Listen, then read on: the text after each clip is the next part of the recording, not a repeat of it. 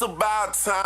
What's going on? Rumor Report, Rumor Report. This is the Rumor Report. Talk to him. With Angela Yee on The Breakfast Club. NBA YoungBoy is in FBI custody. LAPD cops did pull him over and they tracked him down when he tried to flee the scene, according to TMZ.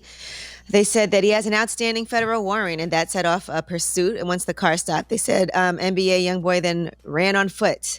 And the cops set up a perimeter. They brought in a K-9 to help find him. And the police dog did not bite him, but they did sniff him out and find him. I, for one, am shocked by these developments.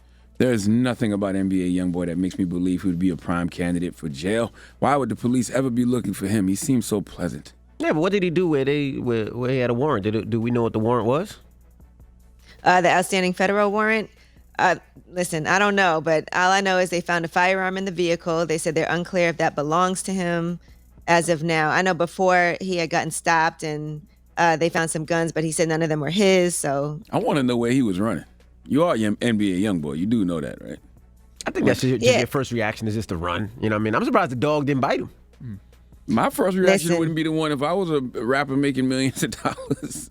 Okay? It wouldn't be to run? No. If he had a warrant, you might want to get an attorney. I don't know if he had a warrant or not. I thought he was running because there was guns in the car. But my point with that is somebody else should have been claiming those guns because I am NBA YoungBoy.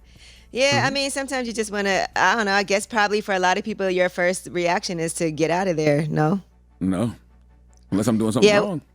Yeah, the federal investigation is after he got arrested for drug and firearm charges after police responded to reports of a large group of people brandishing weapons while filming a music video. I am shocked. And he said none of them belonged to him.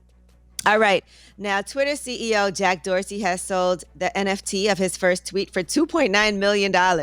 Remember, we were talking about these NFTs, and he announced a digital auction for the post. It was the first ever tweet that was sent out 15 years ago. And yes, $2.9 million is how much that went for. Yeah, I totally understand the NFTs now. Jim Jones put us on. He was on the Breakfast Club last week, and, I've had other people in my team talk to me about it. So I totally understand what it is. I just don't understand why people would pay that much money for that kind of stuff. But, but shut up. Let me shut up. Right. Because I'm damn sure about to put my digital footprint out there. I'm going to find me something to sell. I learned it about a while ago because one of my friends who's an artist was selling some of his artwork, and he was explaining to me how it worked. And he was like, listen, you could be doing this. You could be doing pieces of interviews and selling those. Music videos, whatever, people can do that. All right, and a signed Jay-Z trading card sold for a record-breaking price, and that was $105,780. It's a one-of-one card. Initially, it was lingering around $2,000 on the online auction site. Then when buyers started heating it up, and it ended up going for $105,000. They said that's an all-time record for any non-sports TCG card. Question, that's beautiful, by the way, but does Jack's tweet appreciate with value? Will it be worth more in the future? We don't know what's going to happen with these NFTs, but what I do know is that with NFTs, if somebody else, whoever bought it, sells it, the original person still gets a piece of that. So as much as people trade it and sell it, it's still, the original owner will still get a percentage. So the more people that sell it and trade it and all of that, you get a little more money as an owner. Because I can understand why that tweet would have value. Is that the first tweet ever? Because that is, but it's the first tweet ever, right? It's a copy of the tweet, right? No, it's a digital. It's a digital. Yeah, it's copy. Digital. So it's all digital. All these things, NFTs are digital copies. Nick said it's not, but it's the first tweet ever, right? Like ever, because Jack runs Twitter, so. Yeah, but he said anybody can see it. Anybody can copy it. So anybody can see it. Mm-hmm. But it's minted. Yeah, but it gives you a digital certificate of authenticity, so it confirms that it's real, it's one of a kind, nobody else will have it, and it's the only one. I just want to know, does it appreciate with value? That's all. All right, well, that is your rumor report. And are they paying cash? You can never tell if something appreciates. I mean, that's just up in the air. Just like when you buy art, you don't know if it's going to appreciate or not. Yeah, some art you know if it's going to appreciate, just like some vehicles, it's going to appreciate.